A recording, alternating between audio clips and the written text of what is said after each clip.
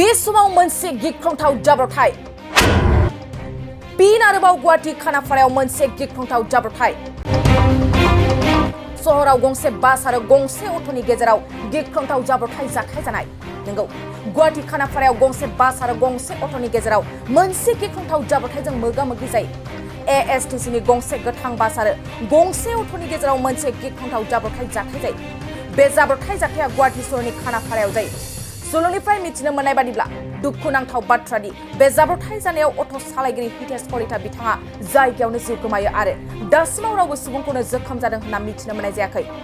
जाब्रबथाय जानाय बासनि नाम्बारानो जाबाय AS202558 आरो अट'नि नाम्बारा AS25BC2479 बे जाब्रबथाय जानायनि थाखाय गुवाहाटी खानाफारायाव दावराव-दावसि सोमजियो आरो जाब्रबथायाव अट' सालायगिरिया जायगायावनो जिउ गोमानायनि जाहोनाव अट' सालायग्रा हान्जा गौथुमाव दुंहाव थासारि सोमजियो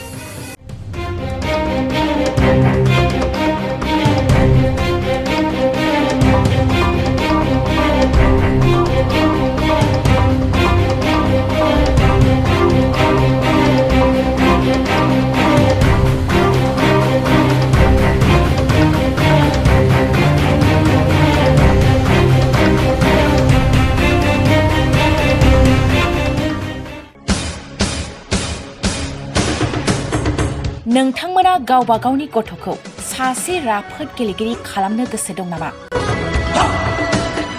रायजोआरि हादरारि हादर गेजेर थाखोसिम गेलेगिरि खालामनो गोसो दंब्ला नोंथाङा गोबाव दा खालामसै सासे राफोद रोंखा-राखा गेलेगिरि खालामनो थाखाय नोंथाङा जानजि खाफ्रादो आरो मुं थिसनहैदो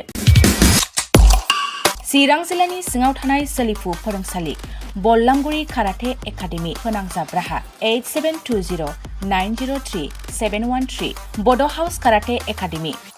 दलाइगाव फोनांजाब राहा 6900451157 बेंटल काराटे एकाडेमि फोनांजाब राहा 9678041226 बिरनगाव काराटे एकाडेमि फोनांजाब राहा 6901341656 आरो दालिगाव काराटे एकाडेमि फोनांजाब राहा 8720903713 बैफोर मख'नाय सोलोंसालिनिफ्राय सिगांनिफ्रायनो रायजोआरि हादरारि हादर गेजेरारि थाखोनिफ्राय बान्था मोननो हानाय सोलोंसाफोर मोननो हाबोनाय सोलोंसालि बे मख'नाय फोरोंसालियाव रोंगौथि गोनां फोरोंगिरिया फोरोंथाय होनानै नोंथांनि गथ'खौ सासे राफोद गेलेगिरि सोरजिनायाव मदद आरो जाफुंसार खालामगोन